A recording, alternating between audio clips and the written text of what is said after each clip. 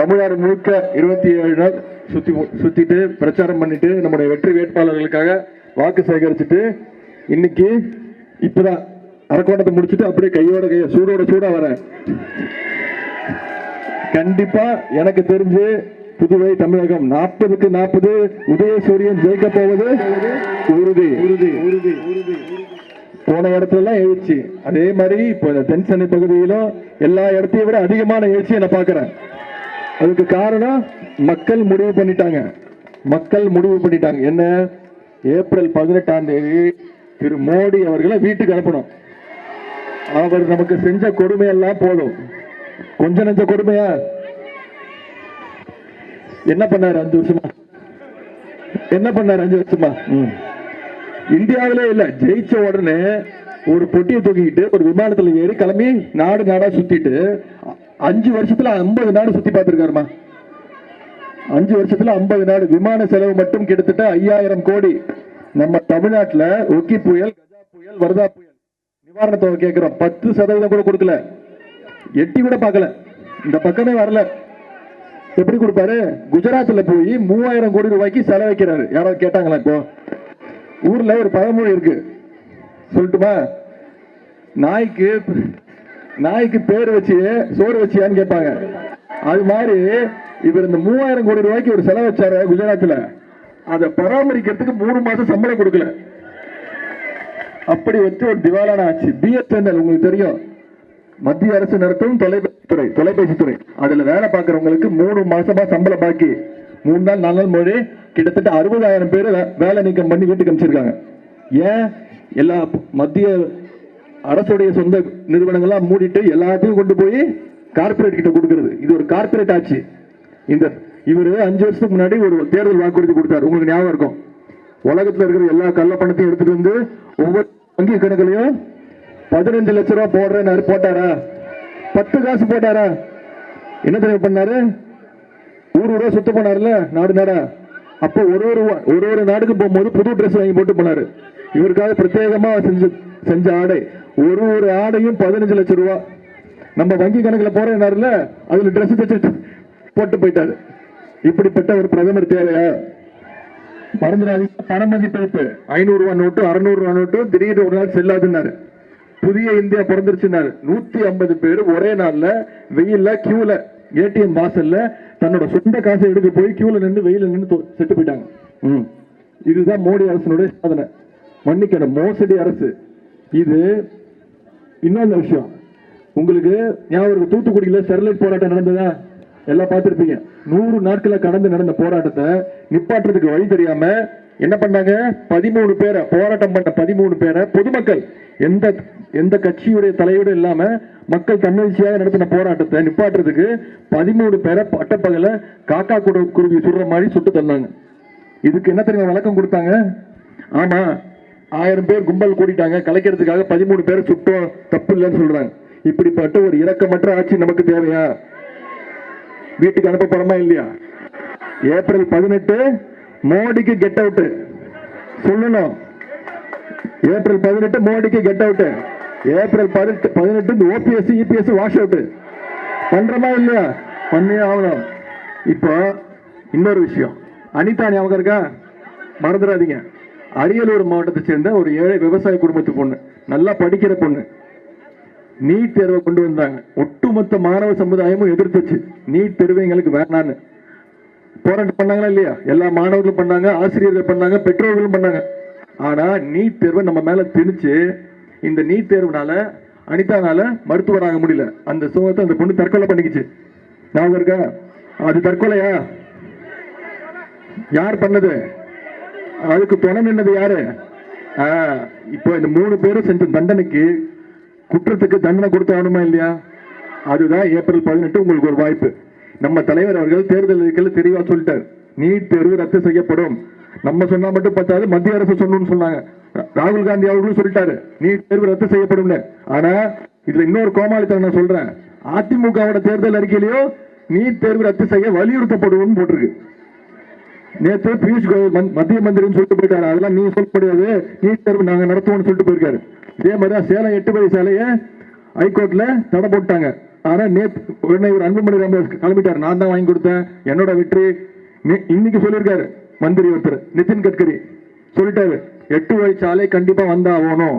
அதே மேடையில எல்லாம் உட்கார்ந்துருக்காங்க, திரு அன்புமணி ராமதாஸ் அவர்கள் உட்கார்ந்துருக்காரு, எல்லாம் ஒரே மேடையில உட்கார்ந்து பேசிட்டு இருக்காங்க. உண்மையான ஆண்மை உள்ளதா இருந்தா எந்திரிச்சு சொல்லியிருக்கணும்ல, நான் எதிர்ப்பு தெரிவிக்கிறேன்னு. யாரு டயர் நக்கியா வந்துருச்சு. இந்த எலெக்ஷன்ல டயர் நக்கிங்கிற வார்த்தை ரொம்ப ரொம்ப பிரபலமாயிடுச்சு உலக அளவுல. யார் தெரியுமா சொன்னா? நான் சொல்லல, மருத்துவர் அன்புமணி ராமதாஸ் இருக்காருல்ல, அவரு நம்மளோட துணை முதல்வரை பார்த்து டயர் நக்கின்னு கூப்பிட்டாரு. இப்போ அதே டயரை துணை முதல்வரை பார்த்து டயர் நக்கினாரு. முதலமைச்சரை பார்த்து என்ன தெரியுமா சொன்னாரு? கொஞ்சமாச்சும் மரியாதையோட பேசிருக்கணும்ல, ஒன்னும் தெரியாத மண்ணுன்னாரு. உண்மையா சொன்னாருமா? இப்ப அந்த மண்ணை தூக்கி தான் தலையில போட்டுக்கிட்டாரு. 2 வருஷத்துக்கு மேல சொன்னாரு, மாற்றம் முன்னேற்றம் அன்புமணினார். இப்போ அந்த கொடியை கொஞ்சம் தள்ளுங்க பின்னாடி. மாற்றம் முன்னேற்றம் அன்புமணின்னு சொன்னவரு இப்போ என்னாச்சு? ஏமாற்றம் தடுமாற்றம் சூட்கேஸ் மணி. என்ன எல்லா இடத்துலயும் இப்ப திட்டிட்டு இருக்காரு. நான் அவரை பத்தி இப்ப பேசுறேன்ல, நான் யாரையும் நான் திட்டல, அவர் திட்டினதை நான் சொன்னேன். டயர் நக்கின்னு நான் சொன்னேன். எனக்கு அப்படின்னா அர்த்தம் கூட என்னன்னு தெரியாது. சக்கரை நக்கி கேள்விப்பட்டிருக்கேன், டயர் நக்கினா எனக்கு என்ன தெரியும்? சொன்னது இவரு. எல்லா இடத்துலயும் போய் சொல்றாரு, உதயநிதி ஸ்டாலின் வந்துட்டாரு, ஸ்டாலினோட கொடுக்கு வந்துருச்சு. யாரு? நானு. ஆமா, கொடுக்குதா? நான் கொட்ட கொட்ட உங்களுக்கு வலிக்குதா? வலிக்கணும். ஏன்னா நீங்க 2 பேரும் அப்பனும் பிள்ளைங்க சேர்ந்து கொஞ்சம் நஞ்ச பேச்சா பேசுனீங்க, கண்ணா பின்னான்னு திட்டினீங்க. ஆளுநர்கிட்ட போய் புகார் கொடுத்தாரு, ஊழல் புகார். ஞாபகம் இருக்கு அவங்களுக்கு? 28 அமைச்சர்கள் மேல 200 பக்கத்துக்கு மேல ஊழல் புகார் கொடுத்தது யாரு? மருத்துவர் அன்புமணி ராமதாஸ். இப்போ 40 நாளைக்கு முன்னாடி. இப்போ ஆளுநர் குழம்பி போய் உட்கார்ந்துருக்காரு. என்னையா இந்த ஆளு 40 நாள் முன்னாடி ஊழல் புகார் கொடுத்தாரு, இப்ப எல்லாம் ஒரே வண்டியில சேர்ந்து சுத்திட்டு இருக்காங்க அப்படின்னு. எப்படிதான் கொஞ்சம் கூட வெக்கம், மானம், சூடு, சொரணை, ரோஷம் ஏதாவது இருந்தா இந்த மாதிரி ஒரு கூட்டணியை அமைக்க முடியாது.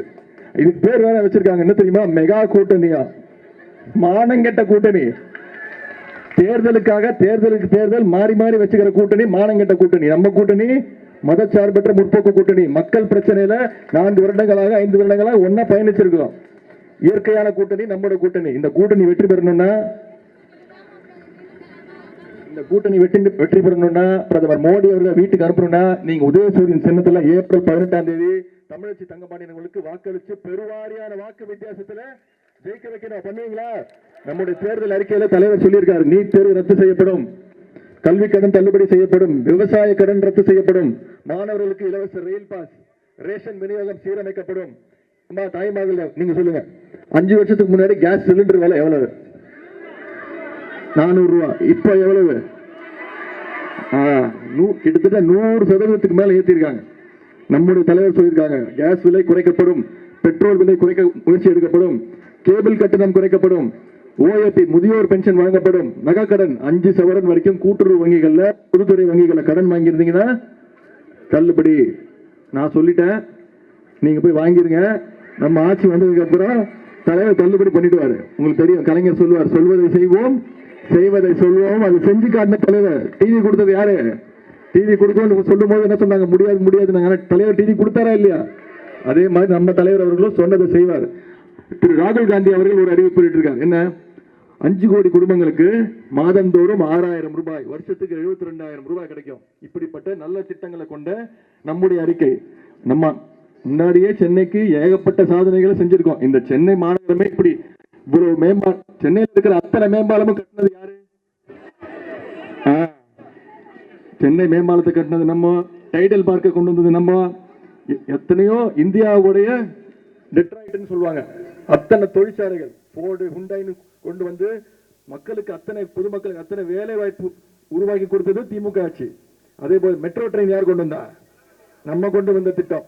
இப்போ நம்ம சாதனை எல்லாம் சொல்றோம். சென்னைக்கு நாங்க இதை கொண்டு வந்தோம், சென்னைக்கு மெட்ரோ ட்ரெயினை கொண்டு வந்தோம், டைடல் பார்க்க கொண்டு வந்தோம், கத்திப்பாரா சந்திப்புல அவ்வளவு பெரிய மேம்பாலம் இருக்குல்ல, அதை கொண்டு வந்தோம்னு சொன்னது நம்ம. இவ்வளவு சாதனையை சொல்லி கேட்கலாமே. நீங்க அதிமுக காரன் வந்தா கேளுங்க, என்ன சாதனை பண்ணீங்க சென்னைக்குன்னு. என்ன தெரியுமா சொல்லுவாங்க? செம்பர்பாக்கம் ஏரியை திறந்து விட்டு சொன்னாங்கன்னு சொல்லுவாங்க. வேற என்ன பண்ணாங்க? சொல்லுங்க வேற என்ன பண்ணாங்க? செம்பரம்பாக்கம் ஏரியை திறந்து விட்டு எவ்வளவு பெரிய பிரச்சனையாச்சு, எவ்வளவு அழிவு, 55,000 வீடுகள் அழிஞ்சு போச்சு. எவ்வளவு பேர் எல்லாம் வீட்டுல உட்கார்ந்து, எங்க வீடு எல்லாமே தண்ணியா தானே இருந்தது. எல்லாரும் கஷ்டப்பட்டு மறந்துடாதீங்க. இதுக்கெல்லாம் பழி வாங்கணும்னா அதுக்கான தேதி ஏப்ரல் 18. நீங்க நம்முடைய வெற்றி வேட்பாளர் தமிழச்சி தங்கபாண்டியன் அவர்களுக்கு உதயசூரியன் சின்னத்தில் வாக்களிச்சு பெருவாரியான வாக்கு வித்தியாசத்தை ஜெயிக்க வைப்பீங்களா? கண்டிப்பாக, உறுதியாக. வாக்காளர் பெருமக்களே, உங்களை எல்லாம் அன்போடு கேட்கிறேன், உங்கள் வீட்டு பிள்ளையாக இருந்து கேட்கிறேன், தலைவருடைய மகனாக இருந்து கேட்கிறேன், முத்துமணிகள் கலைஞருடைய பேரனாக இருந்து கேட்கிறேன். ஏப்ரல் 18ஆம் தேதி உதயசூரியன் சின்னத்தில் தமிழச்சி தங்கபாண்டியன் அவர்களுக்கு வாக்களிச்சு பெருவாரியான வாக்கு வித்தியாசத்தில் ஜெயிக்க வச்சு நாடாளுமன்றத்துக்கு அனுப்பணும். அனுப்பிச்சா உங்களுடைய குரலாக, மக்களுடைய குரலாக, உங்களுடைய தொகுதியோட குரலாக இருந்து உங்களுடைய பிரச்சனைகள் எழுப்புவாங்க. தயவுசெய்து உதயசூரியன் சின்னத்துக்கு வாக்களிங்க. பெருவாரியான வாக்கு வித்தியாசத்தை வெற்றி பெற வைக்கணும். சரியா? உறுதிமொழி ஏற்போம். ஆதரிப்பீர் உதயசூரியன், உதயசூரியன், உதயசூரியன். உங்களுடைய அன்புக்கும் வரவேற்புக்கும் நன்றி.